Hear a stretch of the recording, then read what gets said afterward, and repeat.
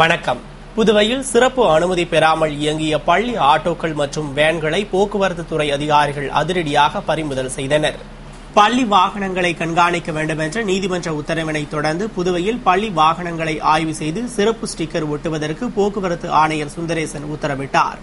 இந்த உத்தரவின் பேரில் கடந்த 2ஆம் தேதி முதல் பள்ளி கல்லூரி வாகனங்களை போக்குவரத்து துறை அதிகாரிகள் ஆய்வு செய்து ஆவணங்களை சரிபார்த்து ஆய்வு செய்யப்பட்டதற்கான சிறப்பு ஸ்டிக்கர்களை ஒட்டினர். அதில் குறைபாடுகள் உடைய வாகனங்கள் திருப்பி அனுப்பப்பட்ட நிலையில் அதனைத் தொடர்ந்து பள்ளி ஆட்டோக்களும் ஆய்வு செய்யப்பட்டு ஸ்டிக்கர் ஒட்டப்பட்டன. அதனையடுத்து பள்ளி துவங்கும் 10ஆம் தேதி முதல் ஸ்டிக்கர் ஒட்டாத வாகனங்கள் பறிமுதல் செய்யப்படும் என்று எச்சரிக்கை விடப்பட்ட நிலையில் பள்ளி கல்லூரி உரிமையாளர்கள் அமைச்சர் தியாகராஜனிடம் கூடுதல் அவகாசம் கேட்டதைத் தொடர்ந்து ஒரு வார காலம் நீட்டிக்கப்பட்டு அந்த காலக்கெடுவும் முடிவடைந்ததை தொடர்ந்து போக்குவரத்து துணை ஆணையர் சந்திரசேகரன் தலைமையிலான போக்குவரத்து துறை அதிகாரிகள் உப்பளம் அம்பேத்கர் சாலையில் அதிரடி ஆய்வு மேற்கொண்டனர்.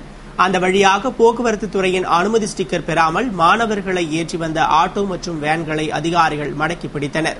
இதனை கண்ட சில ஆட்டோ வேன் ஓட்டுநர்கள் 200 மீட்டர் தொலைவிலேயே மாணவர்களை இறக்கிவிட்டு திரும்பியதால் மாணவர்கள் பள்ளிகளுக்கு நடந்து சென்றனர்.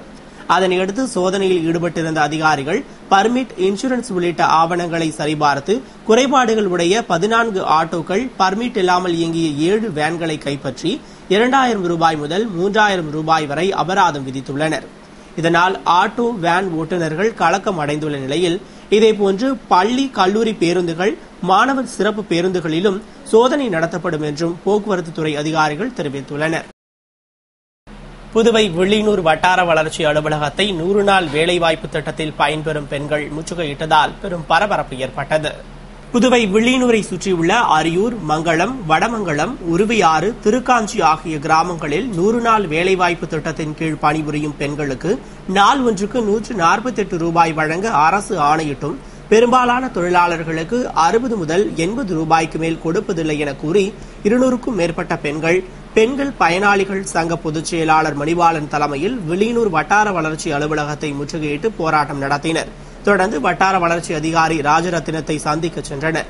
அவர் அலுவலகத்தில் இல்லை என்று அலுவலர்கள் கூறியதால் புதுவை தெற்கு பகுதி துணை மாவட்ட ஆட்சியர் அலுவலகத்தை முற்றுகையிட்டு போராட்டம் நடத்தினர். இத்தகவலை அறிந்த வில்லியனூர் சப் இன்ஸ்பெக்டர் முத்துக்குமரன் தலைமையிலான போலீசார் சம்பவ இடத்திற்கு விரைந்து வந்து போராட்டத்தில் ஈடுபட்டவர்களுடன் சமரச பேச்சுவார்த்தை நடத்தினர். மேலும் வட்டார வளர்ச்சி அலுவலர் விடுப்பு எடுத்துள்ளதால் அவர் விடுப்பு முடிந்து வந்தவுடன் பேசி முடிவு எடுப்பதாக உறுதியளித்தனர். இதனையடுத்து அனைவரும் போராட்டத்தை கைவிட்டு கலைந்து சென்றனர். இதனால் அங்கு பெரும் பரபரப்பு ஏற்பட்டது. புதுவை நீதிமன்றத்தில் நடைபெற்று வரும் சங்கரராமன் கொலை வழக்கின் விசாரணையை அடுத்த மாதம் 5ஆம் தேதிக்கு தள்ளி வைத்து நீதிபதி உத்தரவிட்டார். காஞ்சிபுரம் வரதராஜ பெருமாள் கோவில் மேலாளர் சங்கரராமன் கொலை வழக்கு விசாரணை புதுவை மாவட்ட முதன்மை அமர்வு நீதிமன்றத்தில் நடைபெற்று வருகிறது. சாட்சிகள், குற்றம் சாட்டப்பட்டவர்கள், குறுக்கு விசாரணை, வழக்கறிஞர்களின் வாதம் என அனைத்தும் முடிவடைந்து வழக்கு இறுதிக்கட்டம் அடைந்துள்ள நிலையில் தீர்ப்பு வழங்கப்படலாம் என்று அனைவரும் எதிர்பார்த்திருந்தனர். ஆனால் விசாரணையில் குற்றம் சாட்டப்பட்ட 23 பேரில் விஜயேந்திரர், ரகு, சுந்தரேஷ் ஐயர் உட்பட 7 பேர் ஆஜரானார்கள். ஜெயேந்திரன் உட்பட 16 பேர் ஆஜராகவில்லை. மேலும் அரசு தரப்பில் சிறப்பு வழக்கறிஞர் தேவதாஸ் ஆஜராகினார். இதனைத் தொடர்ந்து வழக்கை விசாரித்த நீதிபதி மோகன்தாஸ் வழக்கின் விசாரணையை ஜூலை 5ஆம் தேதிக்கு தள்ளி வைத்து உத்தரவிட்டார். புதுவையில் கடந்த ஆட்சியில் எந்த பிரச்சினை என்றாலும் போராட்டம் நடத்திய கம்யூனிஸ்ட் கட்சியினர் தற்போது முதல்வருக்கு ஜால்ரா போடுவதாக மத்திய இணையமைச்சர் நாராயணசாமி குற்றம் சாட்டியுள்ளார்.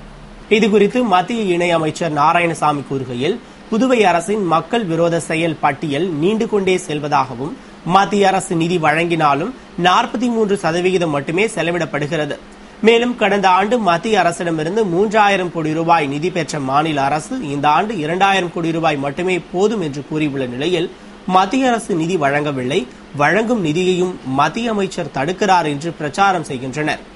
மேலும் இங்கு அமைச்சர், சட்டமன்ற உறுப்பினர்களுக்கு எந்த அதிகாரமும் இல்லாமல் முதல்வர் மட்டும் ஒன்மேன் ஆர்மியாக செயல்பட்டு வருகிறார் என்றும் குற்றம் சுமத்தினார்.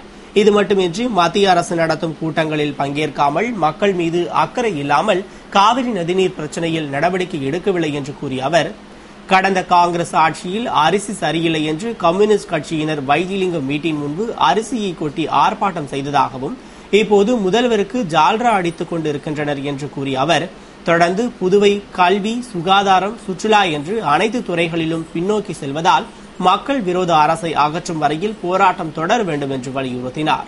மேலும் தட்டாஞ்சாவடியை தாண்டாமல் முதல்வர் ஆட்சி நடத்தி வருகிறார் என்றும் இதனால் சட்டசபையையும் தட்டாஞ்சாவடிக்கு கொண்டு செல்ல முயற்சித்து வருவதாக பேசினார். புதுவை லிங்காரெட்டிப்பாளையம் கூட்டுறவு சர்க்கரை ஆலைக்கு நிலம் கொடுத்த தொழிலாளர்கள் பணி நிரந்தரம் செய்ய வலியுறுத்தி சர்க்கரை ஆலையை முற்றுகையிட்டு போராட்டம் நடத்தினர். புதுவை திருக்குனூர் அருகே லிங்காரெட்டிப்பாளையத்தில் அமைந்துள்ள கூட்டுறவு சர்க்கரை ஆலைக்கு நிலம் கொடுத்த தொழிலாளர்கள் பணி நிரந்தரம் செய்ய வலியுறுத்தி நீண்ட நாட்களாக கோரிக்கை விடுத்திருந்த நிலையில் திடீரென தொழிலாளர்கள் கிராம மக்கள் ஆலையை முற்றுகையிட்டு பணி நிரந்தரம் செய்ய கோரி கோஷமிட்டனர். மேலும் ஆலைக்குள் நுழைய முயன்றதால் அங்கு பெரும் பரபரப்பு ஏற்பட்டது. தகவல் அறிந்த சப் இன்ஸ்பெக்டர் கிருஷ்ணராஜ் மற்றும் போலீசார் விரைந்து சென்று பாதுகாப்பு பணியை மேற்கொண்டனர். இதனையடுத்து போராட்டத்தில் ஈடுபட்ட தொழிலாளர்களுடன் சர்க்கரை ஆலை தலைவர் சூரன் என்கிற கிருஷ்ணசாமி, செயற்குழு உறுப்பினர்கள் ஞானசேகரன், அறிவுத்திரி, மேலாண் இயக்குநர் ராஜசேகரன் ஆகியோர் பேச்சுவார்த்தை நடத்தினர். அப்போது அதிகாரிகள் நிலம் கொடுத்த ஊழியர்கள் அனைவருக்கும் வரும் திங்கட்கிழமை பணி நிரந்தர ஆணை வழங்க நடவடிக்கை எடுக்கப்படும் என்று உறுதியளித்தனர். இதனை ஏற்று தொழிலாளர்கள் முற்றுகையை கைவிட்டு கலைந்து சென்றனர். வாழ்த்து பேனர் வைப்பதை விட அரசின் தோல்விகளை பட்டியலிட்டு பேனர் வைக்க வேண்டும் என்று காங்கிரசாருக்கு எதிர்க்கட்சித் தலைவர் வைத்திலிங்கம் அழைப்பு விடுத்துள்ளார். இதுகுறித்து எதிர்க்கட்சித் தலைவர் வைத்திலிங்கம் கூறுகையில், காங்கிரஸ் கட்சி எதிர்க்கட்சியாக மாறிய பின்னரே ஒற்றுமை உருவாகியுள்ளது. எதிர்க்கட்சியாக காங்கிரஸ் அமர்ந்த பின் பலவீனமாக இருந்த காங்கிரஸ் பகுதிகள் பலமுள்ள பகுதியாக மாறிவிட்டன என்றும், என்ஆர் காங்கிரஸ் கட்சியுடன் இணைந்தால் அந்த கட்சி காலியாகிவிடும் என்றார். தொடர்ந்து அரசின் தோல்விகளை மக்களுக்கு எடுத்துச் சொல்லி அனைத்து துறைகளிலும் குறிப்பாக கல்வித்துறையில் சென்டாக் மோசடி, முதியோர் விதவை உதவித்தொகை வழங்குவதில் தாமதம், இலவச அரிசி நிறுத்தம், கல்வீடு கட்டும் திட்டம் நிறுத்தம் என பல்வேறு துறைகளில் அரசு சந்தித்துள்ள தோல்விகளை வெளிப்படுத்த வேண்டும் என்று கேட்டுக் கொண்டார். மேலும் போராட்டத்திற்கு தேவையான கோரிக்கை தயாராக உள்ளதால் காங்கிரஸ் நிர்வாகிகள் தயாராக வேண்டும் என்றார்.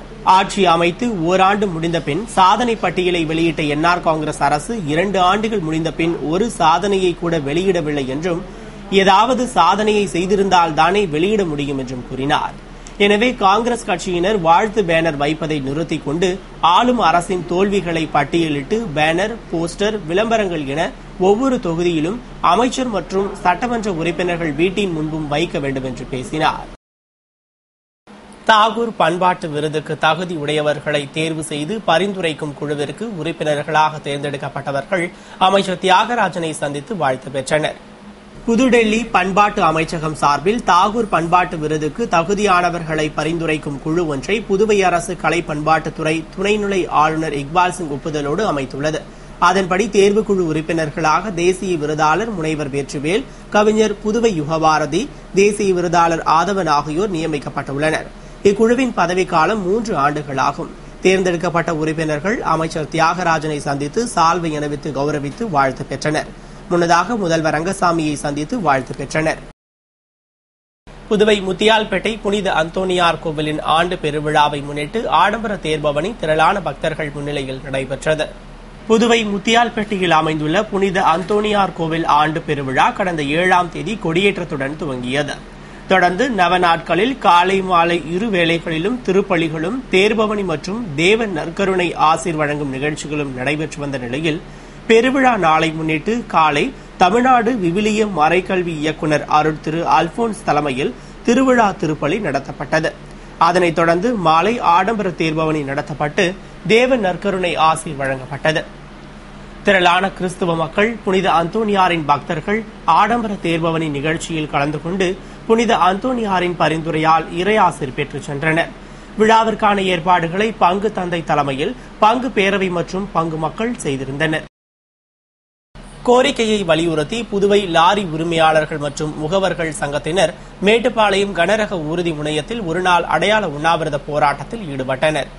புதுவை லாரி உரிமையாளர்கள் மற்றும் முகவர்கள் சங்கத்தினர் மேட்டுப்பாளையம் போக்குவரத்து நகரமான கனரக ஊர்தி முனையத்தில் முகவர்களுக்கு அலுவலக வசதி வேண்டுமென நெடுநாட்களாக கோரிக்கை விடுத்து போராட்டம் நடத்தி வந்த நிலையில் கோரிக்கை நிறைவேறாததால் ஒருநாள் அடையாள உண்ணாவிரத போராட்டத்தில் ஈடுபட்டனர். சங்க கௌரவ தலைவர் முத்து தலைமையில் தலைவர் ஜெயராமன் முன்னிலையில் நடைபெற்ற போராட்டத்தை தமிழ்நாடு லாரி உரிமையாளர்கள் சங்க கூட்டமைப்பு தலைவர் நல்லதம்பி துவக்கி வைத்திட மேட்டுப்பாளையம் சுமை தூக்குவோர் சங்க மாரிமுத்து, கடலூர் லாரி புக்கிங் நிறுவன உரிமையாளர்கள் சங்க தலைவர் சீனிவாசன் ஆகியோர் வாழ்த்துரை வழங்கினர். திரளான சங்க உறுப்பினர்கள் பங்கேற்று கோரிக்கையை வலியுறுத்தி மேற்கொண்ட உண்ணாவிரத போராட்டத்தை PGTA தலைவர் ஏழுமலை முடித்து வைத்தார்.